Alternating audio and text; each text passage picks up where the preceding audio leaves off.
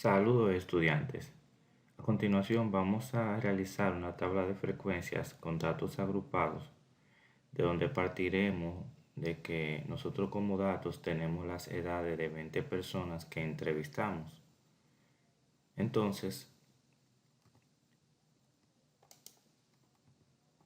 supongamos que estas son las 20 edades de 20 personas que nosotros hemos entrevistado. Y nosotros necesitamos realizar la tabla de frecuencia a estos datos, en la cual la haremos con datos agrupados, agrupando los datos. Lo primero que nosotros vamos a hacer es ordenar los datos de menor a mayor. El primer dato, si empezamos desde el primer número, que es el 24, y partimos hacia la derecha, el primer dato más pequeño que encontramos es el 15. Luego le sigue otro 15, otro 15, otro y otro. Luego nos encontramos que le continúa el 16, luego le sigue el 24, otro 24, el 25, luego el 25, 25, y luego entonces continuamos con el 26, 26, 36, 36, otro 36, 40, 42, 42 y finalmente el 43. Ya de esta forma acabamos de ordenar los datos de menor a mayor. Lo que continuamos es con la determinación de los parámetros. El primer parámetro que vamos a calcular es el valor máximo, luego el valor mínimo, el rango, que es el valor máximo menos el valor mínimo, el número de intervalos, que lo podemos determinar de dos formas. La primera es extrayendo la raíz cuadrada de n, donde n es el número de datos. Si nosotros hemos recolectado 20 datos en la entrevista, entonces n es igual a 20.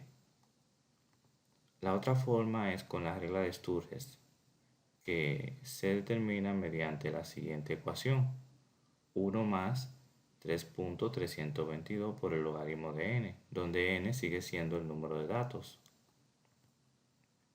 Y finalmente, como parámetro determinamos la amplitud, que es igual al rango sobre el número de intervalos. Primer parámetro, valor máximo. Nosotros observamos en nuestros datos que ya están ordenados que el número más grande es el último, lo cual es 43. El valor más pequeño o el valor mínimo es el primero, lo cual es el 15. El rango es la resta entre el valor máximo y el valor mínimo. 43 menos 15 es igual a 28. El número de intervalos es igual a la raíz cuadrada de la cantidad de datos total que tenemos. Si la cantidad de datos total que tenemos es 20, entonces sacamos la raíz cuadrada de 20. Tomando una calculadora, la raíz cuadrada de 20, sacamos raíz cuadrada de 20 y esto nos da 4.47. Observamos lo siguiente, y es que este 7, nuestra segunda cifra decimal, redondea a la primera cifra decimal, quedando en 5. Y toda cifra decimal que queda en 5 redondea al número entero o la parte entera. Entonces ya no nos quedaría en 4, sino en 5 redondeado. Recordamos cuando redondeamos en nuestro curso anterior, de la misma forma lo hacemos aquí.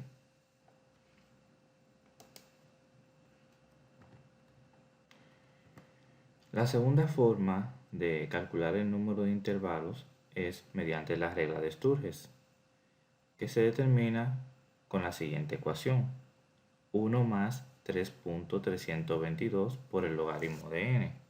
Tomando la misma calculadora, calculamos 1 más 3.322 por el logaritmo, se representa mediante esta letra que está aquí, esta tecla, LOG, logaritmo de 20.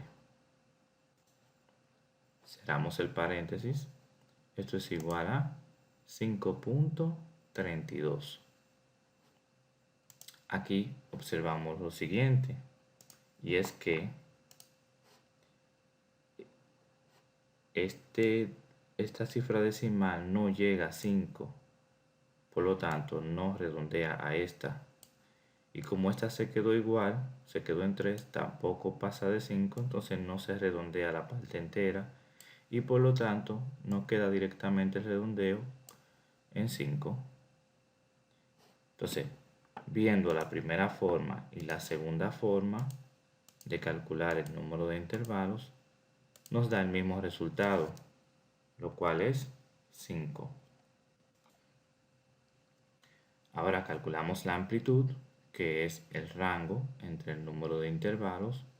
El rango nos había dado 28 y el número de intervalos lo calculamos recientemente, que nos da 5. 28 sobre 5 es 5.6. Tomando el mismo criterio de redondeo, este 6 redondea a la parte entera y nos queda un aproximado de 6.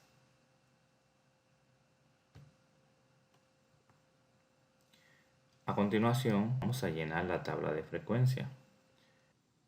Nuestra tabla de frecuencia, si se fijan, tiene 5 filas. 1, 2, 3, 4 y 5.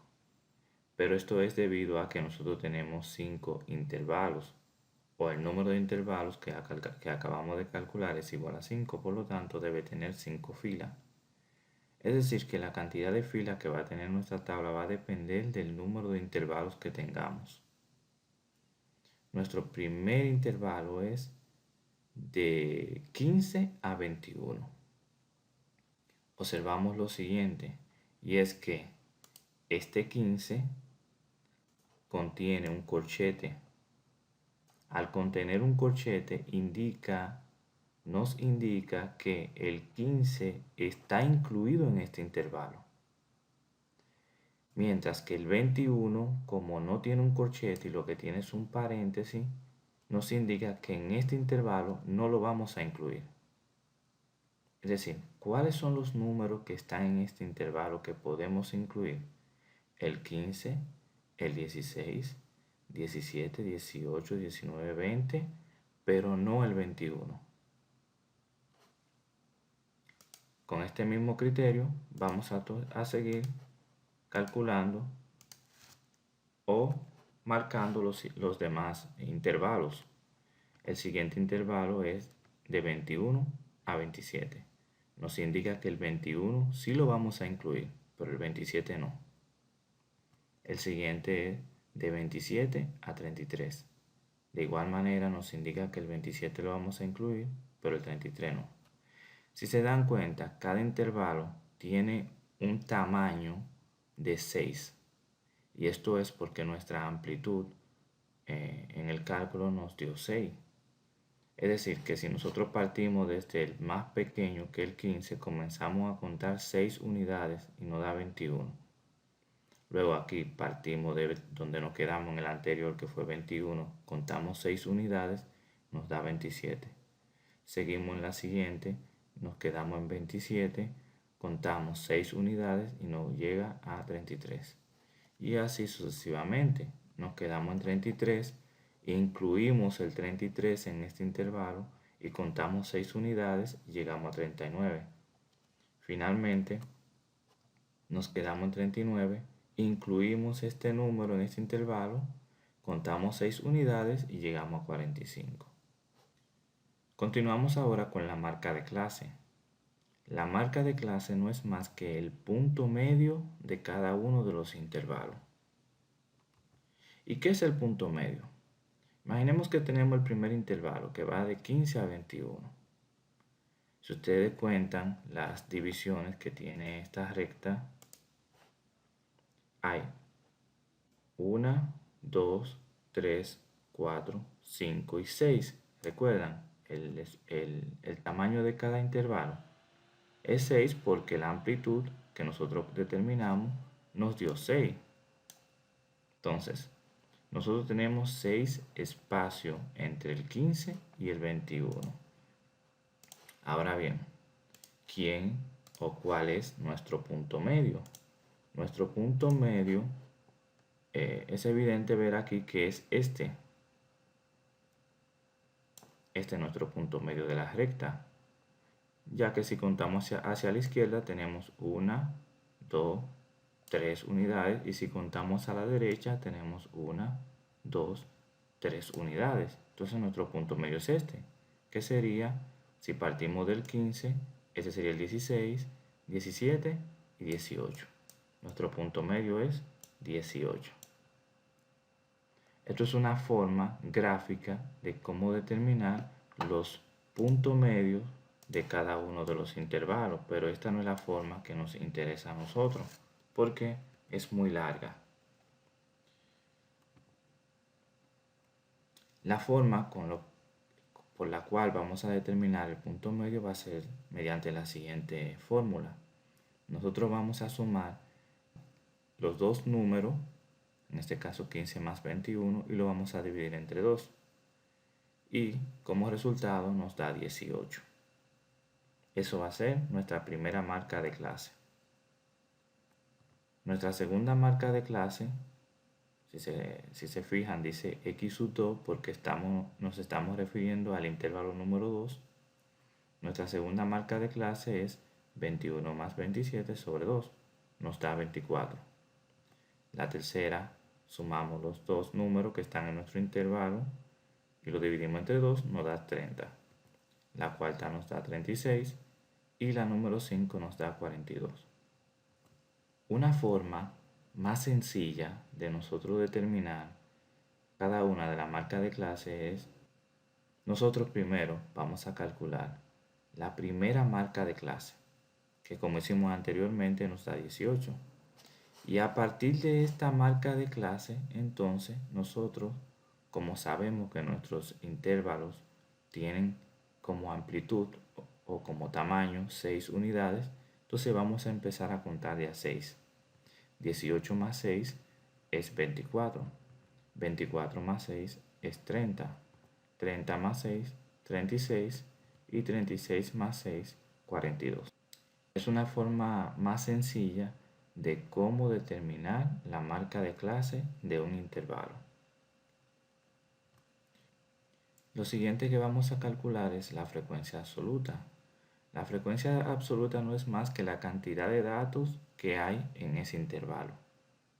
Es decir, qué cantidad de datos nosotros tenemos o qué cantidad de edades nosotros tenemos entre 15 y 21, incluyendo las que son 15, pero sin incluir las que son 21. Si empezamos a calcular, nosotros contamos que entre 15 y 21 hay 6 edades. Claro, repito, no debemos de incluir la que son 21. La que están entre 21 y 27 hay 7 unidades o 7 edades. Entre 27 y 33 no tenemos edades.